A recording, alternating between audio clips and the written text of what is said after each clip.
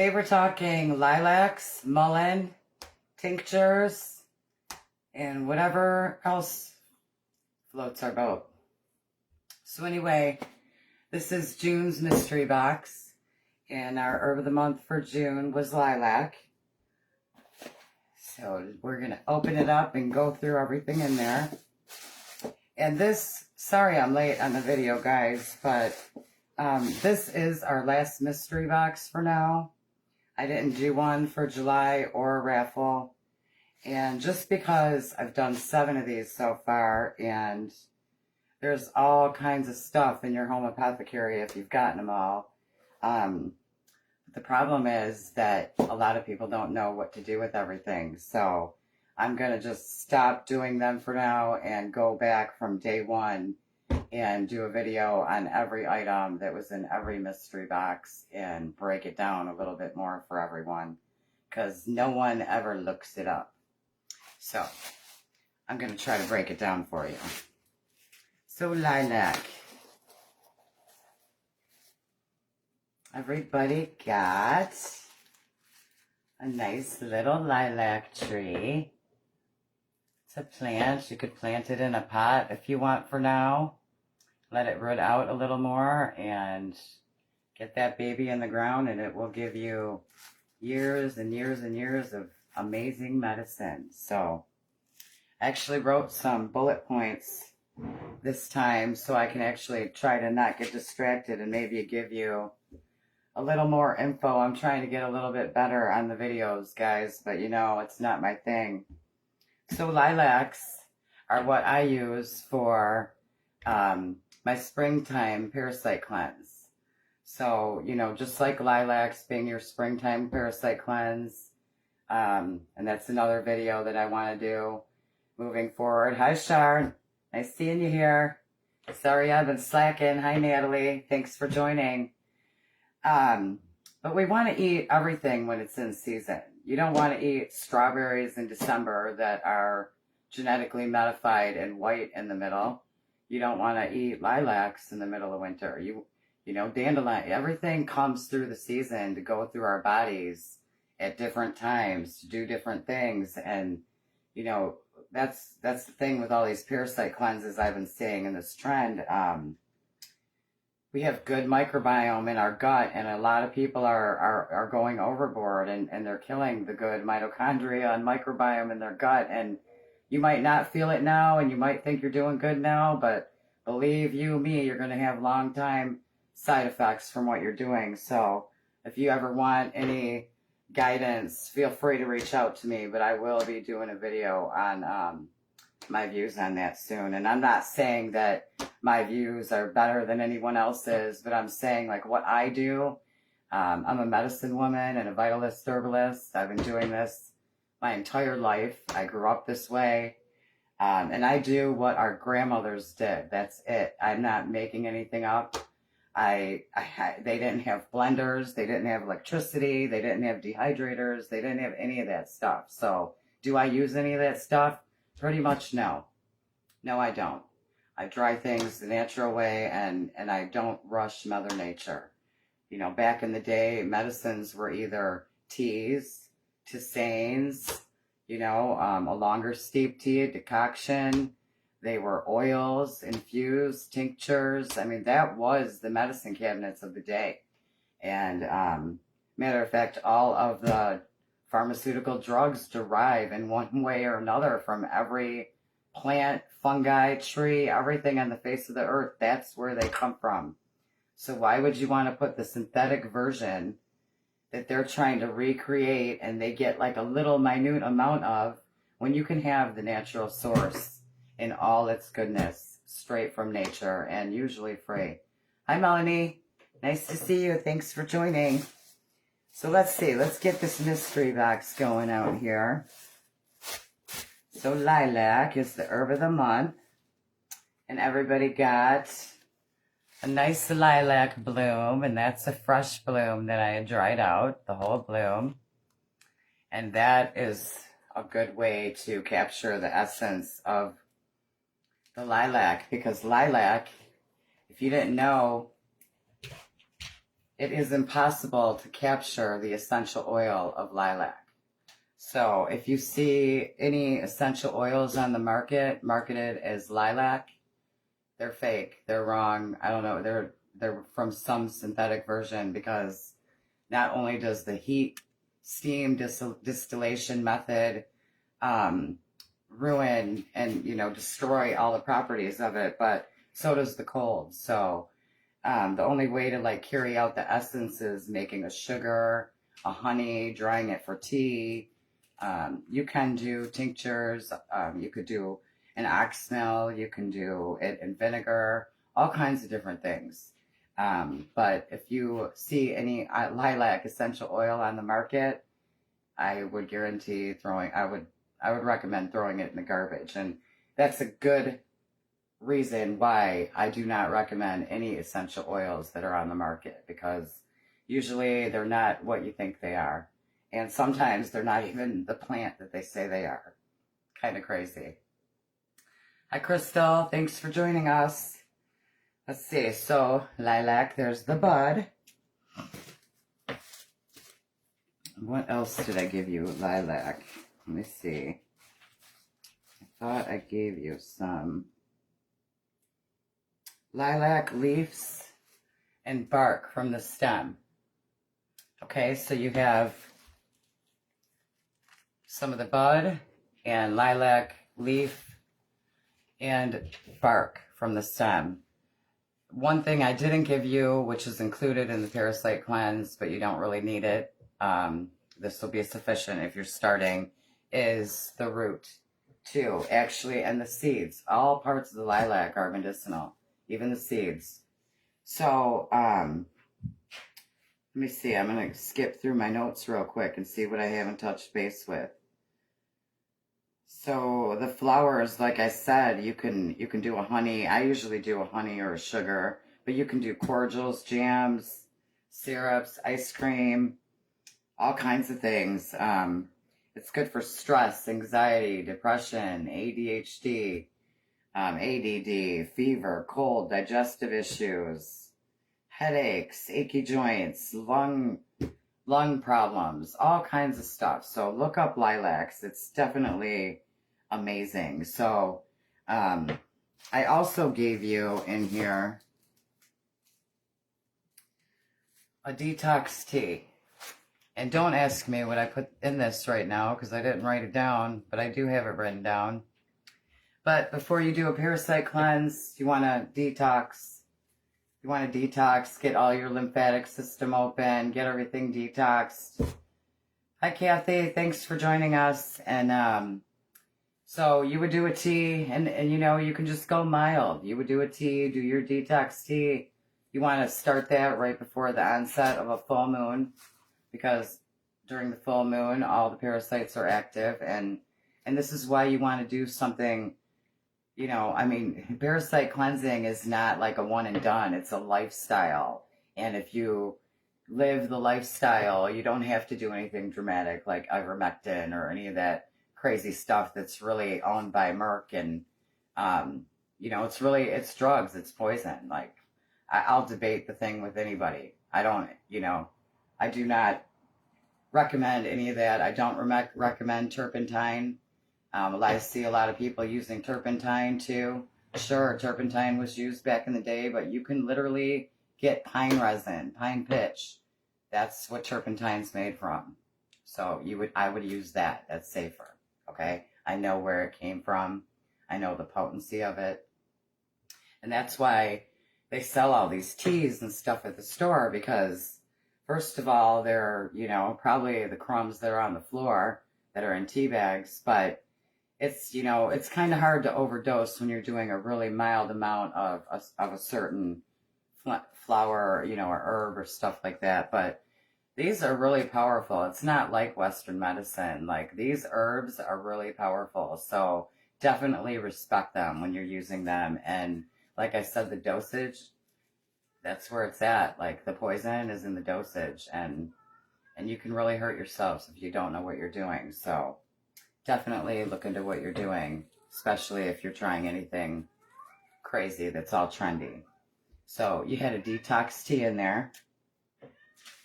let's see, anything else I want to talk about with lilacs? So anyway, a tea or a decoction, which is a 24-hour steep tea, is made of the lilac flower, the root, the seeds. You don't need those two. The leaves, the bark, the leaves and the stem bark mostly, and the others are just bonus. But it's really the leaves and the stems, and you have that. So do a tea of that.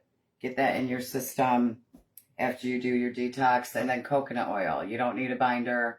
Coconut oil is gonna not let anything stick to your intestines or inner walls, and it's gonna flush it right out of you. It's a natural laxative. So coconut oil, that's your binder. And you know, it was used for parasitic infections. It's also good for swollen lymph nodes, even malaria and cancer, all kinds of things. Look up the powerful benefits of lilac. So I think that's good for these notes. Anything else? I think I touched base on it. What else do we got in here? Okay, so we have my kitty. Oh no, my kitty is in heat, so I might have to, hold on guys. I'm gonna have to go put her, hold on Miss Sticks. Hold on, I'm gonna have to put her outside for a minute. Stay.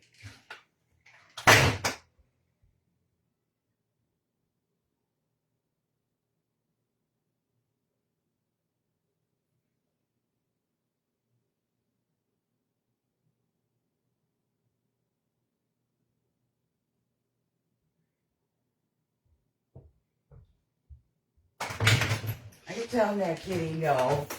I know you are. Sorry about that. Yeah, Jinx Kitty's in heat, so she's messing with all my stuff, and Miss Six knows she shouldn't do that, so she's my little enforcer. Would have just got crazy if I let that continue. So, let's see, what else? Okay, so yarrow. I put some yarrow in here. This is white yarrow. The white yarrow is the original yarrow that grows wild. There's pink and yellow and other colors that are crossbred. They do hold some medicinal value, but, you know, I always like to get the wild ones because this is what the original strains came from, and this is what I like. So this is actually the leaves, the stems, and a couple little flower buds, yarrow. And yarrow's good for fever, cold, mucus, stops bleeding, it's styptic, anti-inflammatory, and yarrow knows what your body needs, and it goes in there and does all kinds of little things to fix you up. So it's an amazing herb. Hold on, Mystics wants to go out now. Come on, are you going out there? Are you going with your sister? Hold on.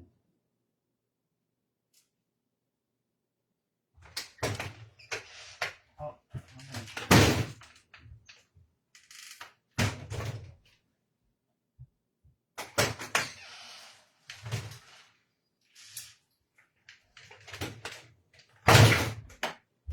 Okay, let's see.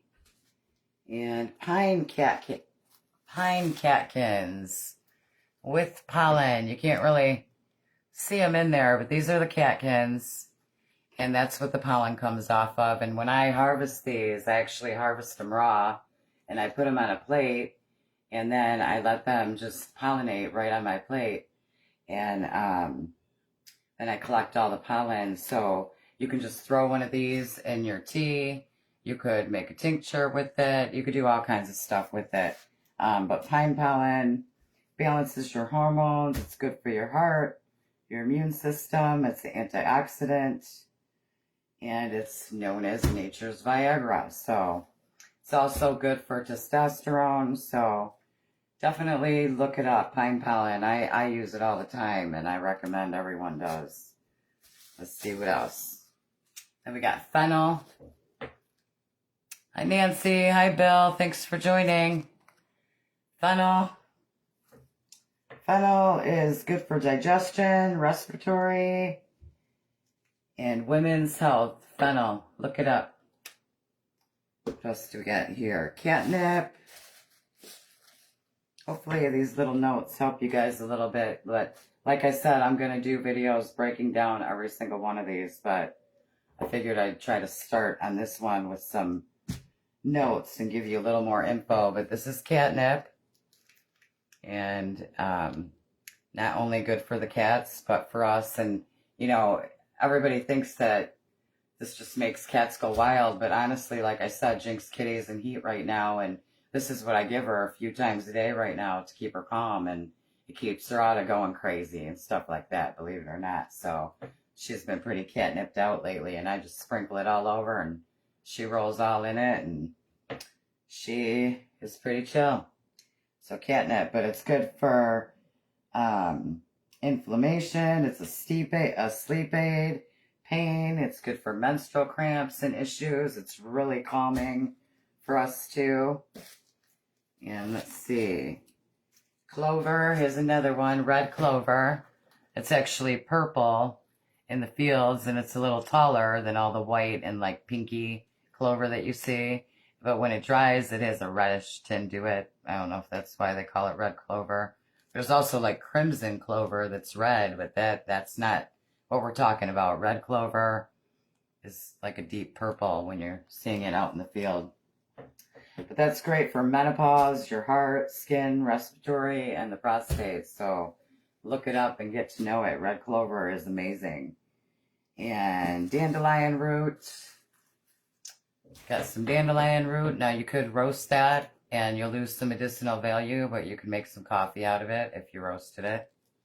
And every part of the dandelion is edible and really medicinal. There's a lot of studies that show that it is a big fighter against cancer pretty quickly. It's also great for your liver, jaundice, any kind of liver issues like cirrhosis of the liver, fatty liver, the roots, the leaves, the stem, the flowers, everything. I even take like the little wishes and I put them in dirt and I do a whole tray of them and then I get microgreens of dandelions. So easy. Just go get you like 10, 20 little wish balls, put them in some dirt, start watering them, and you will have microgreen dandelions, which is the healthiest form of dandelion that you can have. And you'll have years and years of dandelion, and they'll get thicker and bigger. So it's a nice little project for you and the kids. Let's see. And then what else do I have? So liver, kidney, cancer, digestive, diuretic, blood sugar, blood purifier, dandelion, the king of the jungle for a reason. And then nettle. Let's see. I gave everyone some nettle. This is actually, I didn't write on there, but it's stinging nettle. And I didn't write on this either, but write red clover on your clover. That way you keep track of it. Stinging nettle. That's another amazing herb. It's good for diabetes, osteoporosis, kidney stones, urinary tract, and it's a good herb for men. Hold on, I gotta let my doggy in. Damn animals. Come on, puppy. Come on, butterfly. Come on.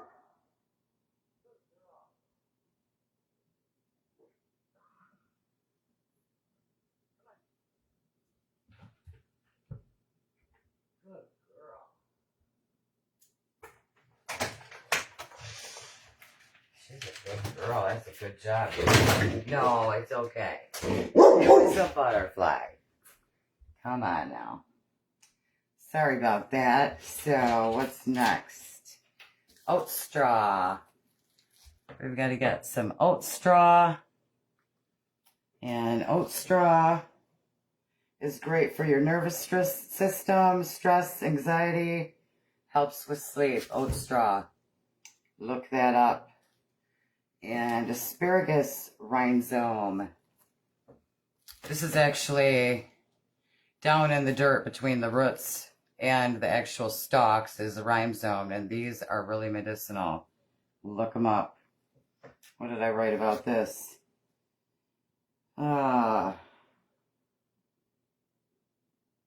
It's a diuretic, antioxidant, asthma, kidneys, urinary tract infection.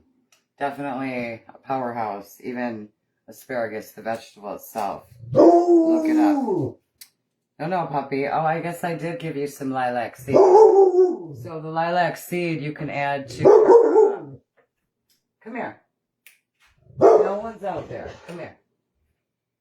The lilac seed you can add to your tea for your parasite cleanse, or you can put these in the ground and actually grow the lilacs or save them if you want to do tea or something later in the future. Come here, Miss Six. Come on.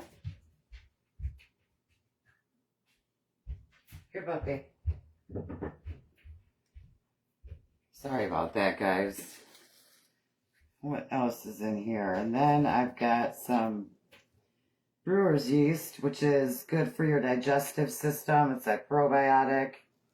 Good for blood sugar, IBS, Crohn's, that kind of thing. Brewer's yeast. Look it up. And then I got a little 1 ml syringe in there to add to your apothecary. That's something that I've never sent anyone. It's something nice and handy to have in case you need to take some medicine. And then everybody that got last month's mystery box, and I had the mullein in there that went bad. Here's some mullein to replace the one that went bad, and I appreciate you understanding about that. So let's see. Let me throw these in here now. So I appreciate everybody that's been getting the mystery boxes, and I hope that you've enjoyed them. I've enjoyed putting them together. But really right now, I don't have the time to do it. I haven't even had the apothecary open all year. I did a grand opening, but I'm shooting actually for Labor Day into the holidays, because right now I'm just foraging, growing.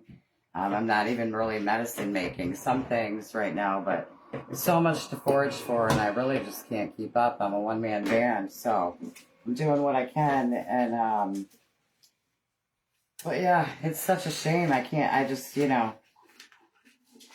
want to do a lot of things, but one thing at a time. So anyway, if you got the mystery box back in December, it was mullein.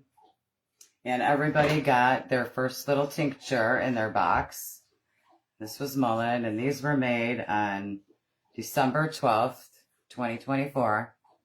And when I do my tinctures, I let them sit for 6 months, and I do them in alcohol. I actually do moonshine, and then I mix it with distilled water. But as I'm teaching people how to do it, to make it safer, I just let everybody know to use 100% vodka. That way you have equal parts of water and alcohol, and it's not as potent. And it's, until you get to learn it a little better and stuff. But that's why I learned how to make moonshine and stuff, because that's something I use a lot of for my medicine making. And, it's good to know where everything that you use, it's good to know where it came from. Hi, Josh. Hi, Claudia. Thanks for joining. So anyway, if you got your tincture and you haven't strained it yet, it's been a little over 7 months now. You can strain it and use it. It was actually probably good 6 to 8 weeks, just like everybody else does it. But I think it's more potent sitting in there for the 6 months. You can't rush Mother Nature.